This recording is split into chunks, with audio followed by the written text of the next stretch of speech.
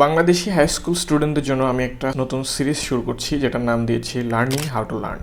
So এই সিরিজে আমি কথা বলবো কিভাবে জেমিনাই, চ্যাটজিপিটির মতো এআই মডেলগুলো ব্যবহার করে আমরা আমাদের দৈনন্দিন পার্টগুলোকে সহজে পার্সোনালাইজড ওয়েতে বুঝতে পারবো। সো আগের ভিডিওতে আমি পার্সোনালাইজড লার্নিং কি সেটা নিয়ে একটু ধারণা দেওয়ার চেষ্টা করেছি। তো আজকে আমি ইনহ্যান্স দেখাবো যে পার্সোনালাইজড লার্নিংটা এক্স্যাক্টলি কেমন হয়। তো চলুন আমরা স্ক্রিনে যদি যাই, এইখানে আমরা দেখতেছি প্রথমে আমরা যে টপিকটা পড়তে চাই সেটা পিডিএফ আপলোড করেছে, এরপর গ্রেড লেভেলটা দিয়েছে, এরপরে হচ্ছে ইন্টারেস্ট লেভেলটা দিয়ে পার্সোনালাইজড ওয়েতে ক্লিক করেছে। এরপরে মডেলটা আমাদেরকে জিজ্ঞেস করছে আমরা ইমার্সিভ টেক্সট চাই, না স্লাইড চাই, না অডিও লেসন চাই, না মাইন্ড ম্যাপ চাই। তো আমরা কোন ফরম্যাটে শিখতে চাই সেটা নিয়ে কথা বলছে।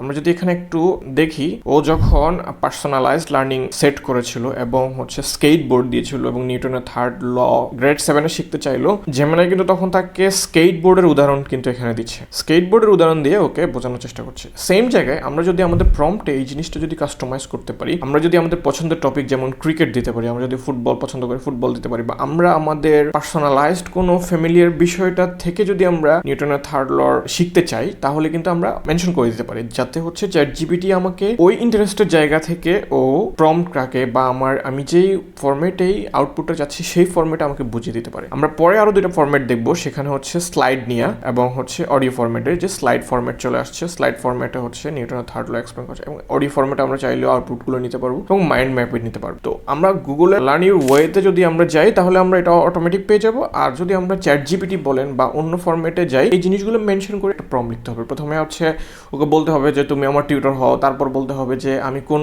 ক্লাসে পড়ি সেটা, আমি কোন দেশ থেকে পড়তেছি সেটা, এবং আমার ইন্টারেস্টের জায়গাটা কোনটা যেটা দিয়ে তুমি আমাকে উদাহরণ দিয়ে আমাকে টপিকটা বুঝাতে পারবো। এভাবে আমরা প্রম্পট লিখলে আমরা কিন্তু একটা ভালো আউটপুট পেতে পারি। সো ধন্যবাদ সবাইকে। আমরা পরের ভিডিওগুলোতে এরকম প্রম্পট দিয়ে কিভাবে আমরা ফ্যামিলিয়ার টপিকগুলো বা কমপ্লেক্স টপিকগুলো বুঝতে পারি সেটা নিয়ে সেটা স্ক্রিনে দেখানোর চেষ্টা করবো এবং আলোচনা করার চেষ্টা করবো। ধন্যবাদ সবাইকে।